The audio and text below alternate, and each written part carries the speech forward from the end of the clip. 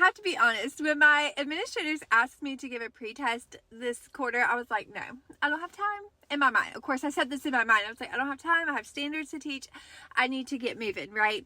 But because they asked me to do it, I did it. And I gave them a pretest on narrative, point of view, and perspective, because that's the standard that we were getting ready to go into, RI6 or RL6. And so I gave it, and of course, they knew what they were talking about and kind of forced me outside of my box, because while the majority of my students could not remember anything about narrative, point of view, I had like one class, the students were like, they scored 19 out of 20 on the test. And I was like, they're going to be bored during my narrative, point of view, mini lesson, and activities. So I need to come up with something for them so they're not bored. I was even like, they're going to be bored with the application activity I had, because that's kind of a level 2 developing understanding activity. I need to come up with something different. So I went for a walk, because that's what I do when I need some ideas. I went for a walk, and I think I came up with a pretty good idea. You could be the judge of that. Let's check it out. I titled this Voices from the Woods, a Little Red Cap Point of View activity. So the idea is, first they're going to read Little Red Cap, and that's the version of Little Red Riding Hood from the Grimm brothers. And they'll do these 6 annotations as they read. So I have them do hashtags about Little Red Wolf and the Huntsman, about their characters and how they're acting in the story. Then they're going to do conflict, cause and effect, and the big idea. And ideally, they'll do this as they read. And I think I'm going to put my students in partners if they would like, or if they want to work independently, they can work independently, because these are going to be all higher level students.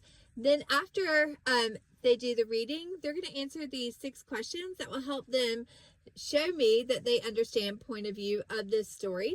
And so they'll answer those questions, and then I will check it. And I want them to show me how the point of view helps the reader understand the wolf's motivations, Little Red Cap's innocence, and the huntsman's heroic actions. So that's important to me. So they'll show me that. And then once they get past that level, I'll move them on to the rewriting part. So they're going to choose a scene to rewrite, and I have 3 options here for them to choose. And then from there, this is where it kind of gets into the point of view thing. They're going to choose a new point of view, either first person point of view from one of these perspectives, second person point of view, which I think would be kind of fun and challenging, and then third person limited, since this is third person omniscient. And then they're going to rewrite the scene, and I have these requirements. And just because I want it to move quickly, I want it to probably be on notebook paper so they can't use AI.